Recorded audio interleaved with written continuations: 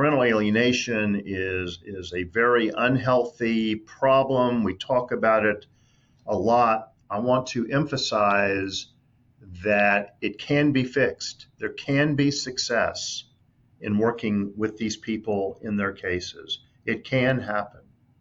Believe me, it can happen.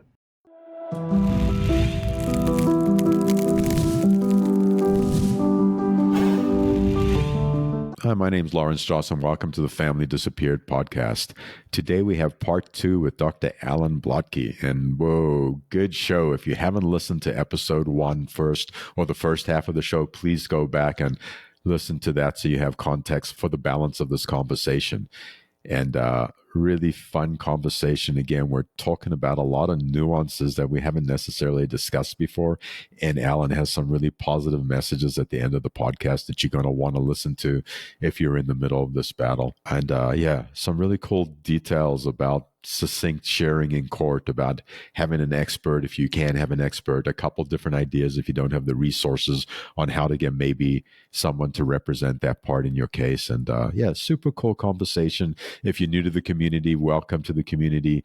Great resources in the show notes. Parental Alienation Anonymous is our free 12-step support group program. Lovely, wonderful, kind community. Come out and check it out. See if it's a fit for you. I've made so many friends and I've built so much community through it. Dr. Allen's information will be in the show notes too. There's a bunch of other resources down there, and we are a 501c3 nonprofit. So if you have the resources, please help us out to keep bringing all these services to you for free. And it's a lot out of me for today. I'm getting tired of talking. So let's just jump into the show. It's funny, like when you're in parental alienation, like everything feels like it's moving at a warp speed, and then it feels like it's not moving at all. And I used to get so confused in all those spaces and make not the best decisions. And we talk about that a lot in the show and other shows, how really finding yourself and finding your own ground and getting resourced and getting support through a support group, through also support groups, or any other support group, it doesn't matter, is really important, and to advocate for yourself. And I would say that I didn't advocate for myself enough when I was going through this. I didn't want to create more harm, and I thought advocating for what I thought was right as a parent and as a person would create more harm and keep the kids further away. And in trying to do the right thing or the perceived right thing, I created more distance for everyone and created some harm. And I know that's hard to hear, but this is really a message for people that are struggling or in the beginning or in the middle or further along than I am or whatever it is. Like, how do we advocate for ourselves in a healthy and useful way? How do we communicate really, really clearly? So that's the message I want to leave with you as we jump into the show, because we touch on so many of those different points coming up. Those are all wonderful points you're bringing up, and I'm just going to touch on each of them briefly that I heard you say. And I think the first one, which is incredibly important, is this idea about being succinct with the testimony and the information you bring into court. Like, as you get in the motion and you get in the story and you get lost in all these things that are incredibly important to you, which they are important, you need to stick with the facts and present what's actually happening in order to have a better chance with the judge, is what I'm hearing you say, correct? Yeah, that's correct. And I have parents all the time. In fact, I had one yesterday. They want me to go in there and say that their ex-spouse is a narcissistic personality. And what I have to explain to them is, I'm not disagreeing with you, but that judge, it will go in one ear and out the other if that's our case. If our case is that I was married to a narcissistic personality and look what's happened. No, you have to describe the behaviors and the impact of those behaviors on the child. And a judge will see that diagnosis as purely name calling. And so there are a lot of things I've learned about doing these cases that maybe are counterintuitive themselves, but there are certain things you got to do and certain things you can't hang your hat on. And I love your example, because I hear parents over and over again saying narcissistic personality disorder, borderline, all this kind of stuff. And yeah, it's true, but it's irrelevant. No one cares. Like, what are the facts? If we don't get to the facts and to the impact. How many times a day a judge hears the word narcissism or narcissistic? Can't imagine. If that's all we're going to do, we're going to lose. We're going to lose. That. And it's not because you're wrong. It's just that's not the winning presentation. Right. I love that. It's just such a subtle point, but it's this was probably the most important thing that I've heard in a little while. And another thing that you said is fascinating, which I'm not sure about this, that all parents know that parents that are alienating know, like I'm an alienated father and my ex-wife was alienated from her father. So it's transgenerational trauma. It's in her system. This is the behavior that she knows. And now at her age, like I'm sure she knows, but part of me wants to say no, she can't know because this stuff is just so horrific, you know? Here's why I say what I did. Because if I say, maybe there are some times when an alienating parent doesn't know what they're doing, that sort of opens the door to feeling sorry for them or giving them permission that it's okay or we're going to cut them some slack. No. So that's why I take the position that I do. Because as soon as we cut them slack, what does that do? That just enables them. So we can't cut them any slack. Bottom line, I don't know. I don't care whether they know what they're doing. It would be nice if they did. It would be nice if they could develop some insight. But either way, I'm not going to get lost in that point. My point is, here's what they're doing. Here's the effect on the alienated child and on the rejected parent. And that's where we have to stay focused. I love it. And as you're talking about this idea about cutting them slack, that was my story. I continuously cut slack, continuously enabled the alienation. It got Where me did that not get in. you? Yeah, it got me stuck. You know what I mean? And it's Right. pulling on the heartstrings, it's pulling on the codependency, it's pulling on all the different things because you don't want to think your ex-partner is capable of this kind of stuff. And then you help Exactly. perpetuate alienation. And look, I said that to you, and we hardly know each other. I wasn't mean. I wasn't giving you crap because that's the common story that I hear. I hear rejected parents say, I can't believe my ex is doing this. We were married for 22 years. I can't believe he or she is doing it. And then the other one I hear is, I tried to jump through every hoop I could think of to make him or her happy. And we all do that. And what we don't realize until we get to the end is it doesn't work. I love it. And yeah, and I don't feel like you're giving me crap. We're having a wonderful conversation. And the stuff that you're talking about for the community out there and people that are in the beginning of the story, like, my story is cutting slack, taking the high road, being the good person. And I help perpetuate parental alienation by just not being saying, no, this is what's happening, and it's a great lesson for me to share, for Alan to share from, a clinical perspective, that these are the ways to kind of like, this is a different kind of intervention, is just not cutting slack. So I love that. Well, it is true that the parents that are the object of parental alienation typically don't know what the hell to do. And I understand that because you're damned if you do and you're damned if you don't. If you take the high road, that ain't going to change your ex's behavior. If you take the low road, it's just going to get nastier and meaner and more vicious. So it's like not knowing what to do is sort of the de facto position. Yeah, and I see a lot of parents, and part of my story too is in not knowing what to do, is deferring your agency to everyone else around you, and then you don't get to actually direct what's happening in your own case. So being really clear on what you want, what the outcome is, and advocating for yourself, just like in any other situation, is paramount to. Yeah, let me just add, and this is kind of the ribbon on top of the box, which is, this is what I tell people who are involved in moderate to severe alienation. You have to go to court. I know that it's a daunting task. I know it's expensive. I know it's time consuming, but absolutely nothing else will change the course of the case unless you go to court. The court has to intervene. Here's the problem with that. These courts are not really equipped to do it. Yeah. I mean, honestly, if you're going to be truthful about it, they're not mental health experts. They don't understand this stuff. So you're in a bind. 100%. The courts were never set up to handle this kind of stuff. They just got put in that position. So it's definitely a hugely broken system. And then one other thing you mentioned a couple times is this idea about the attorney has to have an expert, which I can hear. That's pretty simple. And what do you suggest to people? Because experts cost a lot of money. Some people have access to resources. If someone has access to resources, simple, get an expert. If they don't necessarily have access to resources, is there kind of like a bootstrap way to get some kind of expert or get some kind of expert testimony in, or just no, it just comes down to dollars? Unfortunately, it comes down to dollars. If you have if you're seeing a therapist who really gets it, and that therapist might be willing to come to court on your behalf, maybe that's a good substitute. If you can't afford an expert, make sure that at least you have a really good lawyer.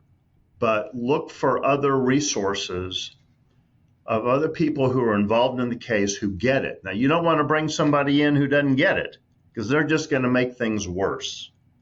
And 9 times out of 10, these therapists don't get it. But if you have one who really gets it and they're willing to come to court, then do that.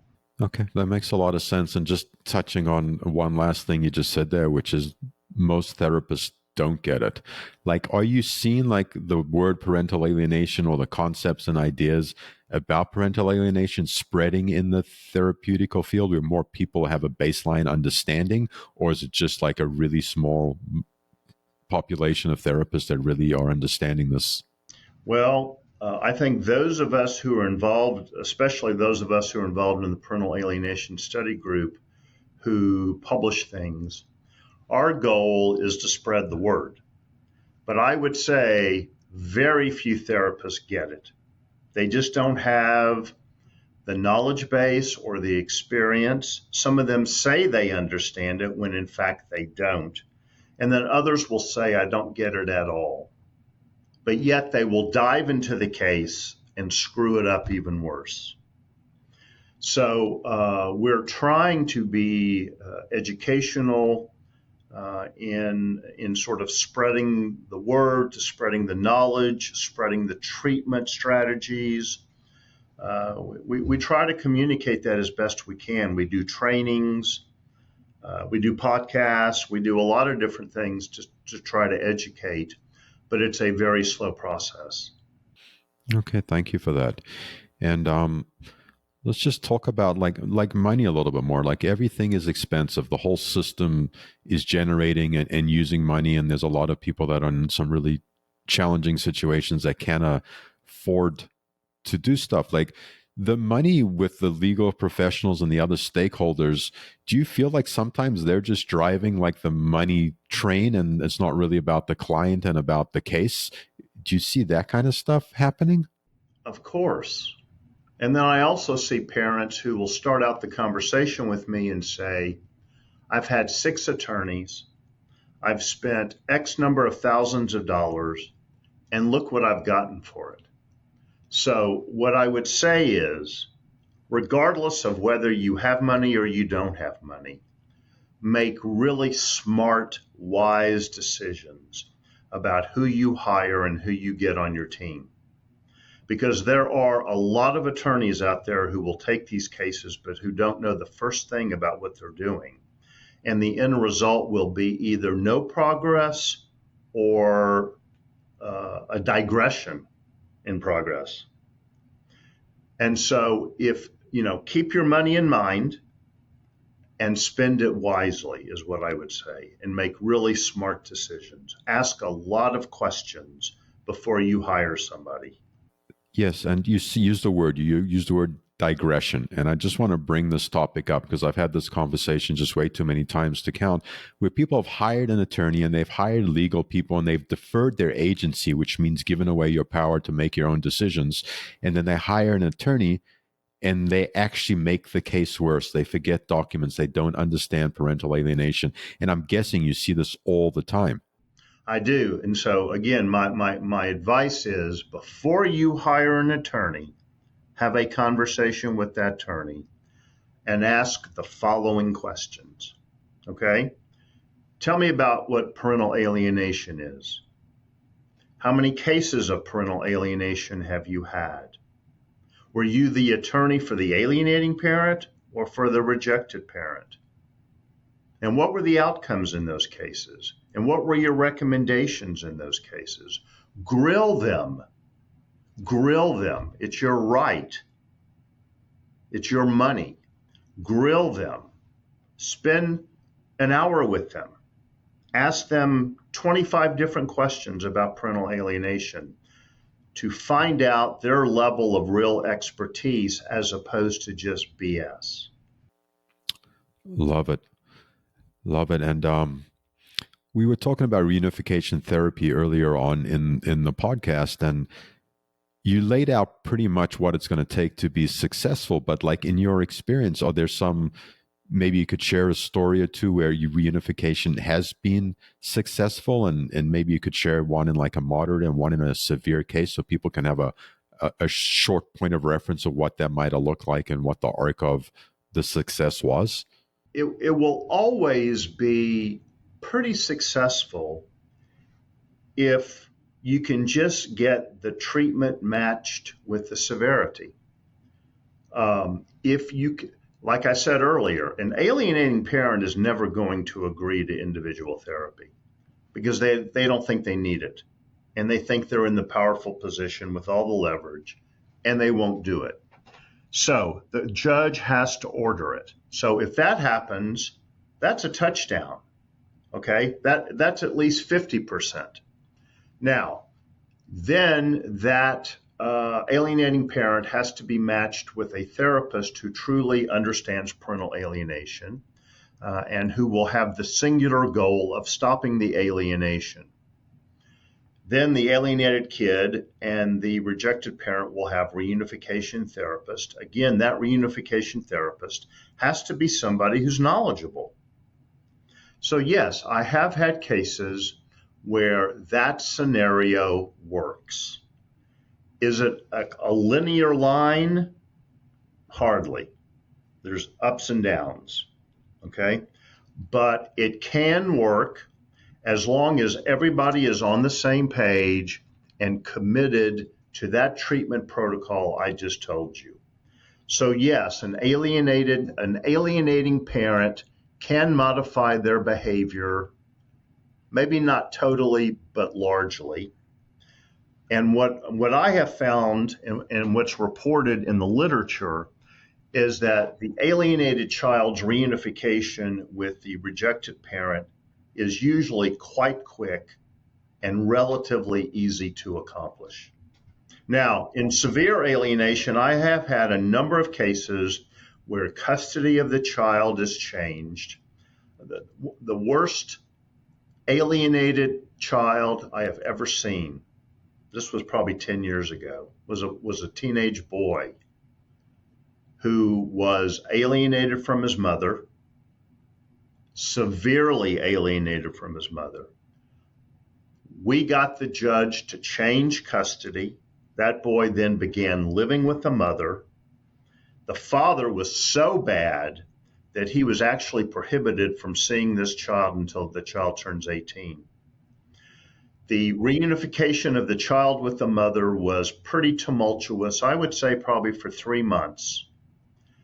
And then after that, this kid and that mother have been phenomenal, not just good, phenomenal. So success does happen. And that's an important point for everybody to hear. Success does happen, but the right treatment has to be matched with the right severity of the alienation. And everybody has to agree to it and make it happen. Right. That's great. I like right severity, right protocol to treat it. And you also said the word linear, like nothing is linear, so nothing is straight. Like you get access to your child, it doesn't get better, or it doesn't get better automatically. You're going to have some good days, some rough days, some really rough days, some really great days. And eventually, hopefully it comes to like a tapering out point where it stays. Sooner rather than later, I'm telling you, and I want to emphasize that. And I've seen dozens of cases. Sooner rather than later, the reunification process works. That's wonderful to hear. And within the reunification process and the whole parental alienation, like, what do you see the impact of like social media with the case or with the kids or with the parents? Do you see like a major impact? Well, here's what's happened. There are critics out, and there are a group of critics who posit, well, who frame their criticism this way. They say that parental alienation is a concept that abusive men hide behind in order for them to get custody of their kids in order to maintain their abusive behavior. Therefore, parental alienation is a false concept, entity. And so they have figured out a way to get into the mainstream media, and therefore they have found a way to get onto social media. So that is misinformation that is being promulgated on social media and in the mainstream media. So that's my problem with it, is that there's false information out there. Right. A lot of false information. Has it ever happened that an abusive man has accused the ex of parental alienation? Yes, it has happened. But that doesn't mean parental alienation doesn't exist. It just means in one or a few cases, it has been misdiagnosed and misused. Right. Yeah, they're taking some extreme outlining cases and making that like that's what parental alienation is. And a lot of domestic violence experts have signed on to that view. Yeah.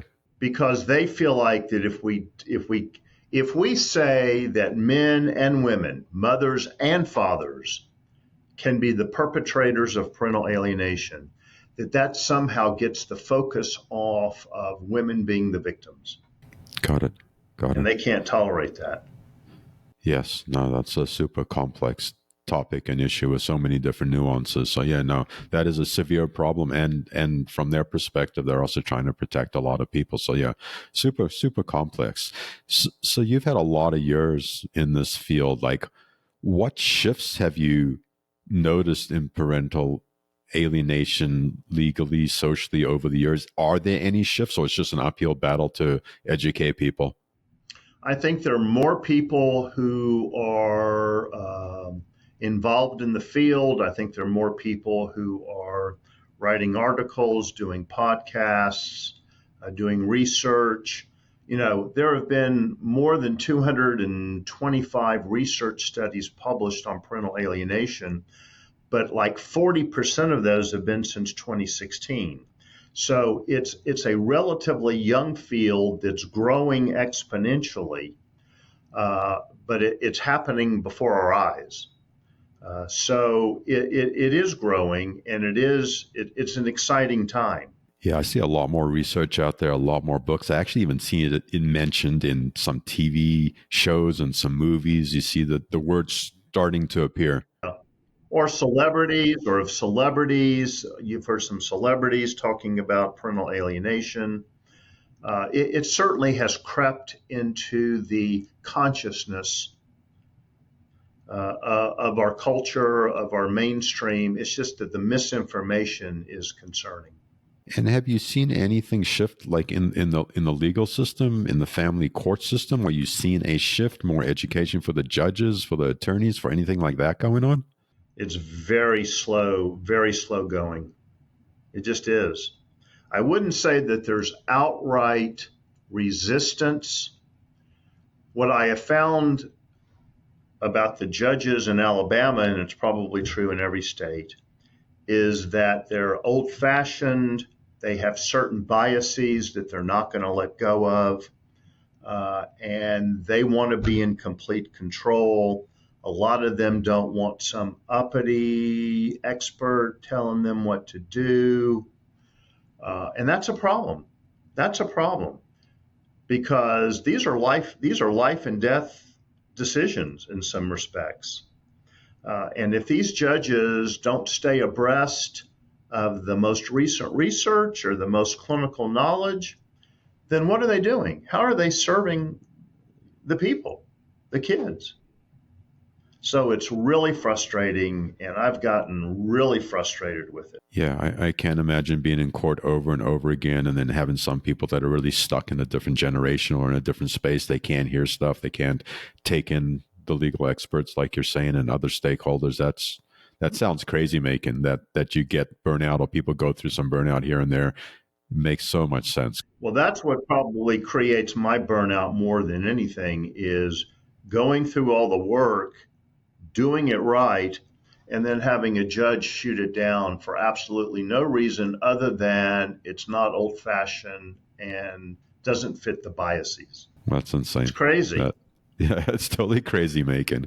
So we're getting close to the end of the podcast, Alan. Are there any nuances or any subjects or some pieces of this puzzle that you'd like to continue the conversation with for a couple of extra minutes yet that I might have missed? Well, I just want to emphasize, and I always try to do this, parental alienation is a very unhealthy problem. We talk about it a lot. I want to emphasize that it can be fixed. There can be success in working with these people in their cases. It can happen. Believe me, it can happen. Again, it requires everybody being on the same page, or at least the real power brokers being on the same page.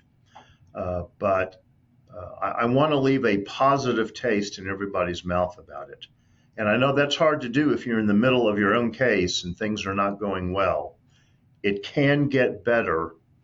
You got to have the right team. If you can put together the right team, it gives you a huge advantage. What a beautiful way to wrap up the show. And thank you so much for your expertise, for your time, for the service you're doing to the community, and coming out to share your thoughts on the podcast. And yeah, super appreciate you. And I really enjoyed the conversation. Thank you. I appreciate the time and your interest, and let me know what else I can do. Thank you. Wow. Great show. Wow. Thank you, Alan. Yeah, super cool. I didn't expect it was going to be so cool and so detailed, and I really appreciate Dr. Allen, and thanks for coming out and listening. If you're new to the community, I hope you stick around, try out some meetings. There's a link in the show notes. We're a 501c3 nonprofit. Please donate if you can. And we have a bunch of other really cool shows coming up. There's a lot of shows in the can. In previous episodes, if you're new to the podcast, please go back and check out different shows, because we've had attorneys, therapists, psychologists, we've had panels of parents. There's so many different flavors and so many different things coming on. If you're just jumping into the newer shows, you really want to check out some of the stuff that we've already done. And thank you for coming out to play today. And I hope to see you around the neighborhood. If no one's told you yet today, I love you. And I had a dear friend, Tommy. When I first got to support group meetings, and he's the one that used to say that to me. He said, has no other man told you yet today that they love you? Because I'm telling you that I love you. And I passed that on. I passed that wisdom on from this wonderful man that I happened to cross paths with. And it sounded really silly at first when he said that to me. And then I got to feel it and believe it. And I needed it. I needed to know that I was cared about and loved, even from a partial stranger. So I love you. Enjoy the day, and I hope to see you around the neighborhood. Take care.